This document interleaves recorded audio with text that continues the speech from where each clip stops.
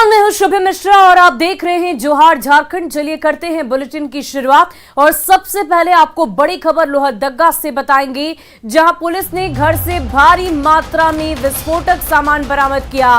Police ने शहरी इलाके में मोहम्मद शमीम के घर पर छापेमारी की है, जहां से 150 किलो अमोनियम नाइट्रेट के पाउडर मिले। अमोनियम नाइट्रेट घर में 50-50 किलो के 3 पैकेट में रखा हुआ था। पुलिस ने मामले में 2 आरोपी को गिरफ्तार किया है। अमोनियम नाइट्रेट पाउडर का इस्तेमाल प्रेशर आईईडी, लैंडमाइंस, डायनामाइट जैसे भयानक विस्फोटक बनाने में इस्तेमाल किया जाता है। पूछताछ में पता चला कि शमीम को यह विस्फोटक रांची के रहने वाले इमरान ने उपलब्ध कराया। दोनों अवैध पत्थर खदान में पत्थर को तोड़ने के लिए विस्फोटक उपलब्ध कराते थे। अमोनियम नाइट्रेट को बरामद किया गया। प्रत्येक बैग 50-50 केजी की है। अमोनियम नाइट्रेट एक प्रतिबंधित विस्फोटक पदार्थ है। साथ ही इस कांड में मोहम्मद इमरान 82 थाना नरकोपी को भी गिरफ्तार की गई है, जिनके द्वारा ये 3 बैग उपलब्ध कराया गया है। वहीं बोकारो में अवैध विदेशी शराब की सूचना पर बिहार के वैशाली जिले की उत्पाद विभाग की टीम ने छापेमारी की। बालीडीह के बियाडा फेज 3 में फैक्ट्री में छापेमारी कर 2 ट्रक अवैध विदेशी शराब को जब्त किया गया है। मौके से रैपर, खाली बोतल सहित अन्य सामानों को भी जब्त किया गया। आपको बता दें कि इससे पहले भी बिहार की टीम ने बियाडा स्थित शराब कारोबारी अनिल सिंह के बॉटलिंग प्लांट में छापेमारी कर भारी मात्रा में विदेशी शराब जब्त की थी। कुछ ट्रक्स पकड़े गए थे शराब के, वहाँ पर कुछ लोग पकड़े गए थे। उसमें से एक ने बताया कि शराब जहाँ पर लोड होती है बोकारो बालीडीह में, वहाँ पर जाकर मैं उस गोडाउन को बता सकता हूँ। तो उसी की निशानदेही पर हम यहाँ पर पहुँचे और यहाँ पर देख रहे हैं कि एक गोडाउन है और यहाँ पर भारी मात्रा में कार्टून्स हैं, खाली बोतल के कार्टून्स हैं और गोडाउन के अंदर शराब लोड कार्टून्स भी हैं और भारी मात्रा में रैपर, स्टिकर वगैरह है। देखने से लगता है कि ये काम यहाँ पर लंबे समय से हो रहा है। और बोकारो के सबसे व्यस्ततम इलाके सिटी सेंटर स्थित हिंदुस्तान ऑटो एजेंसी के मारुति शोरूम में दिन दहाड़े बाइक सवार 2 अपराधियों ने 2 राउंड फायरिंग कर दहशत फैला दी। हालांकि इस फायरिंग में किसी को गोली नहीं लगी, लेकिन फायरिंग से वर्कशॉप का शीशा पूरी तरह से क्षतिग्रस्त हो गया है। गोली चलाने वाले सीसीटीवी में कैद हो चुके हैं, लेकिन अपराधियों की पहचान नहीं हो पा रही है।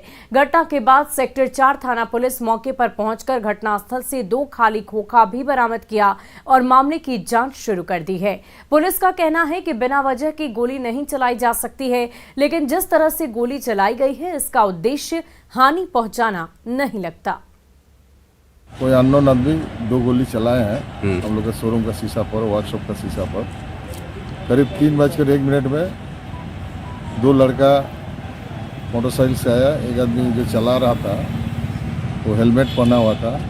पीछे जो बैठे हुए थे वही गोली 2 राउंड मारे, जिसमें हम लोग का वर्कशॉप का शीशा में लगा। मारना उद्देश्य नहीं था, लेकिन क्या उद्देश्य था गोली चलाने के पीछे अभी पता नहीं चला है। अभी तक सीसीटीवी में उन लोगों का है, लेकिन फेस जो है पूरा दिखाई नहीं दे रहा। हेलमेट पहना हुआ है। पीछे के अपराधी ने आया, रुका भी नहीं, केवल दूरे से चलाकर भाग गया।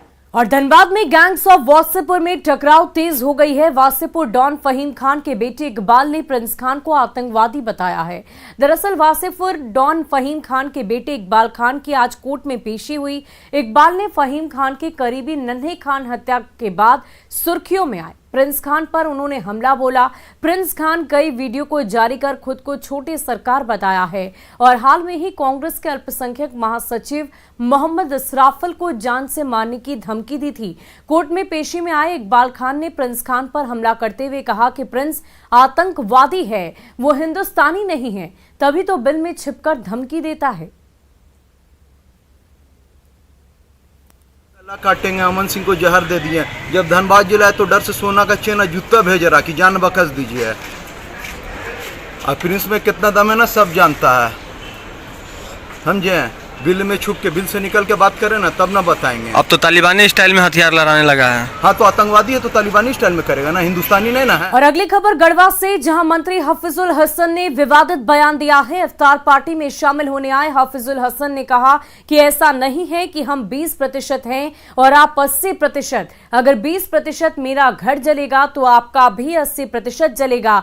हफीजुल ने केंद्र सरकार पर नफरत फैलाने का आरोप लगाया है। क्या कुछ कहा, सुनिए। धर्म विशेष के साथ तो वो उसमें सबको नुकसान है। अगर हम 20% हैं तो आप 80%, 70% है। लेकिन ज़्यादा डिस्टर्ब, अगर मेरा घर 20 ठो बंद होगा तो आपका 70 ठो घर बंद होगा। चलिए, तो ये चीज़ समझ में सब आ गया है सबको, और सब मिलजुल के रहेंगे। ये हिंदुस्तान की मिट्टी में, यहाँ की आबो हवा में, यहाँ के पानी में ये खासियत।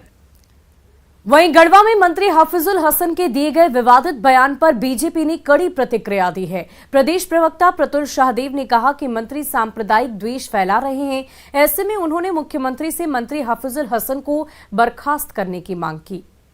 उनको सामाजिक स्तर पे, सांप्रदायिक स्तर पे विद्वेष फैलाने के लिए, प्रदेश को नफरत की आग में झोंकने के लिए राज्य सरकार को, मुख्यमंत्री को अविलंब बर्खास्त करना चाहिए। देखिए, कानून सबके लिए बराबर होता है। आप अगर गलत कर रहे हैं तो कानून यह नहीं देखता कि वो आप हिंदू हैं या मुसलमान हैं।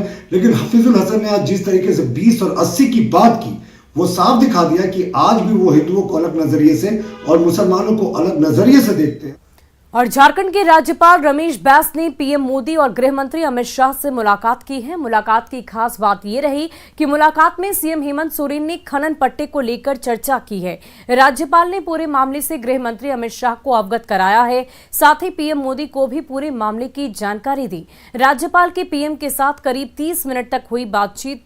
वहीं गृह मंत्री से भी करीब 20 मिनट तक मुलाकात चली है। बताया यह जा रहा है कि राज्यपाल ने पीएम मोदी को भी चीफ सेक्रेटरी द्वारा वेरीफाइड दस्तावेजों के आधार पर एक एक तथ्य को बताया। वहीं झारखंड के मुख्यमंत्री हेमंत सोरेन और उनके विधायक भाई बसंत सोरेन की लीज पर खदान लेने से जुड़ी सत्यापित दस्तावेज मुख्य सचिव ने चुनाव आयोग को सौंप दिए हैं। इस मामले में अब आगे की जांच होगी। ऐसे में बीजेपी की ओर से लगाए गए गंभीर आरोपों के चक्रव्यूह में फंसते हेमंत सोरेन की मुश्किलें और ज्यादा बढ़ सकती है। इस रिपोर्ट के जरिए समझिए। पत्थर खदान के लीज मामले में झारखंड के मुख्यमंत्री हेमंत सोरेन की मुश्किलें बढ़ सकती हैं। हेमंत से जुड़े पत्थर खदान के लीज से जुड़े दस्तावेजों की कॉपी चुनाव आयोग को भेज दी गई है। 18 अप्रैल को चुनाव आयोग की तरफ से इस सिलसिले में प्रदेश के चीफ सेक्रेटरी को चिट्ठी मिली थी, जिसके बाद मुख्य सचिव ने ये रिपोर्ट इलेक्शन कमीशन को भेजी है। ऐसे में हेमंत सोरेन और उनके विधायक भाई बसंत सोरेन की मुश्किलें बढ़ सकती हैं। सीएम पद पर रहते लीज को लेकर पत्थर खदान चलाने का इन पर गंभीर आरोप है। खनन लीज का मामला भारत निर्वाचन आयोग तक पहुंच चुका है। सरकार से दोहरा लाभ लेने के गंभीर आरोपों से विधायकी भी खतरे में पड़ सकती है। दरअसल पूर्व मुख्यमंत्री रघुवर दास ने फरवरी महीने में ही राज्यपाल रमेश बैस से मिलकर शिकायत की थी कि मुख्यमंत्री के पद पर रहते हेमंत सोरेन ने माइनिंग लीज ले रखी है। इस पर राज्यपाल ने अपनी संवैधानिक शक्तियों का इस्तेमाल करते हुए शिकायती पत्र को चुनाव आयोग के पास भेजा, जिसके बाद आयोग ने आगे की कार्रवाई के लिए मंथन शुरू कर दिया। हेमंत सोरेन के लिए मुश्किलें इसलिए भी बढ़ती नजर आ रही हैं क्योंकि हेमंत सोरेन से जुड़े पत्थर खदान की लीज मामले पर अब हलचल बढ़ गई है। प्रधानमंत्री और गृह मंत्री से झारखंड के राज्यपाल रमेश बैस ने मुलाकात भी कर ली है। सीएम हेमंत सोरेन के खनन पट्टे को लेकर राज्यपाल ने दोनों नेताओं से लंबी चर्चा की है।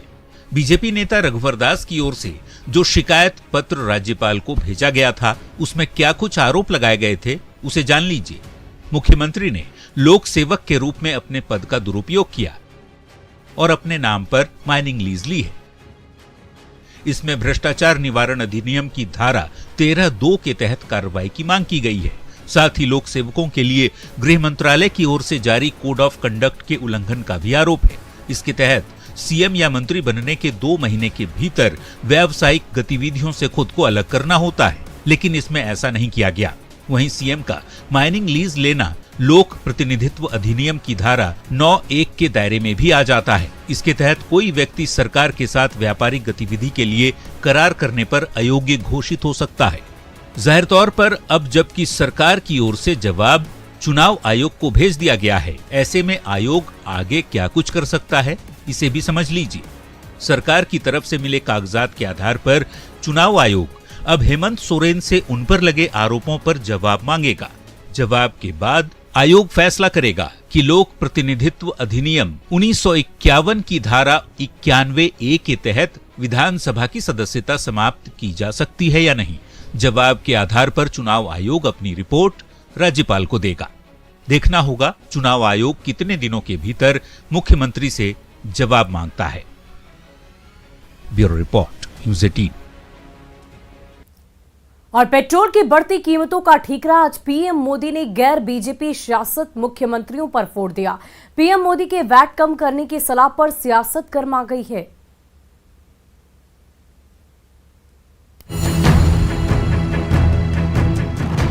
देश में लगातार बढ़ रहे पेट्रोल और डीजल के दामों को लेकर विपक्ष लगातार केंद्र सरकार पर हमला कर रहा था, लेकिन पीएम मोदी ने विपक्षी मुख्यमंत्रियों पर इसका ठीकरा फोड़ दिया है।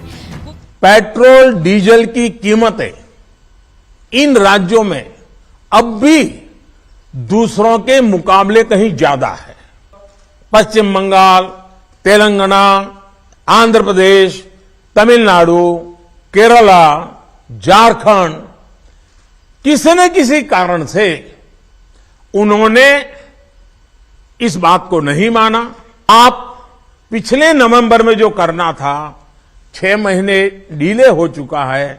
अब भी आप अपने राज्य के नागरिकों को वैट कम करके इसका बेनिफिट पहुंचाइए। विपक्ष पर महंगाई बम फोड़ने के बाद झारखंड की सियासत गर्मा गई है। स्वास्थ्य मंत्री बन्ना गुप्ता ने इस मुद्दे पर सीधे सीधे केंद्र सरकार पर निशाना साधा, तो कांग्रेस ने भी केंद्र सरकार को घेरा है। देश को पेट्रोल और डीजल के दाम में लगातार जो बढ़ोतरी हो रही है उसमें सफाई देने के लिए ज्यादा थी। पेट्रोल और डीजल और रसोई के गैस को भी वो जो है जब लाना चाहते हैं तो उनको उसको भी जीएसटी के दायरे में ले आए। गैर भाजपा शासित राज्यों के मुख्यमंत्री को ज्ञान बांटने का काम कर रहे हैं। बात थी कोरोना की, बात कर रहे हैं वैट की। और प्रधानमंत्री जी को इतना मालूम होना चाहिए कि अगर उन्होंने 10 रुपया छोड़ने का काम किया था तो 2.5 रुपया झारखंड की सरकार ने भी छोड़ने का काम किया था। वहीं पीएम के बयान के बाद बीजेपी ने एक बार फिर से हेमंत सरकार के खिलाफ मोर्चा खोल दिया है। बीजेपी ने आरोप लगाया कि हेमंत सरकार जनता से सिर्फ पैसों की उगाही कर रही है, लेकिन पेट्रोल और डीजल पर वैट नहीं घटा रही। कम करने का कारण साफ है, क्योंकि पैसा उगाही कर रही है जनता से, और दूसरी तरफ जनता के सामने रोना रोती है कि महंगाई बढ़ गई, भारत सरकार उसके लिए जिम्मेवार है। और जहाँ उनको कहा जाता है कि भाई इसमें से अब थोड़ा सा रेट कम करिए, टैक्स कम करिए, तो ये कम करने को तैयार नहीं होते।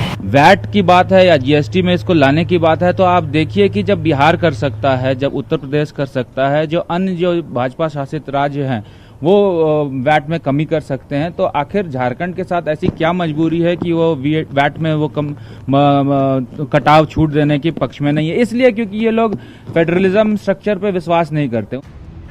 बड़ा सवाल है कि क्या झारखंड की हेमंत सरकार पेट्रोल डीजल की कीमत कम करेगी? केंद्र सरकार की तरफ से एक्साइज ड्यूटी घटाने के बाद 6 महीने से झारखंड के लोग कीमतों में कमी की आस लगाए बैठे हैं, लेकिन नेताओं और मंत्रियों के बयान से तो ऐसा ही लग रहा कि फिलहाल हेमंत सरकार जनता को कोई राहत देने के मूड में नहीं। न्यूज़ 18 के लिए रांची से अविनाश और दुमका से नीतीश कुमार की रिपोर्ट। वहीं बीजेपी विधायक बाबूलाल मरांडी का दुमका दौरा जारी है। बाबूलाल मरांडी ने इस दौरान हेमंत सरकार पर जमकर निशाना साधा।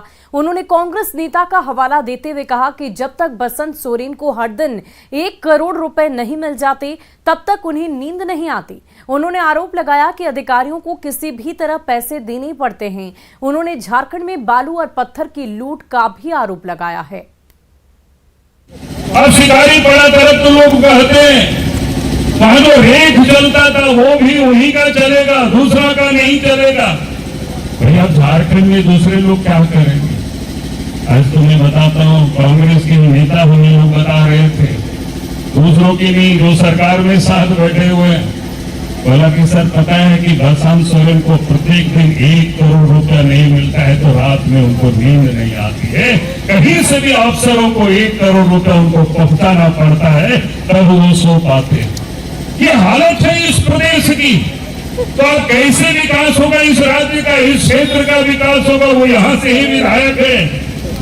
अभी तो सोनकर के तरसुख लगा, जो जनता के लिए जो माने जाते हैं विधायक सांसद, अगर वो अपने लिए पैसे के लिए वो सोते नहीं है, पैसा मिलता है तभी उनको नींद आती है, तब जरा सोचो।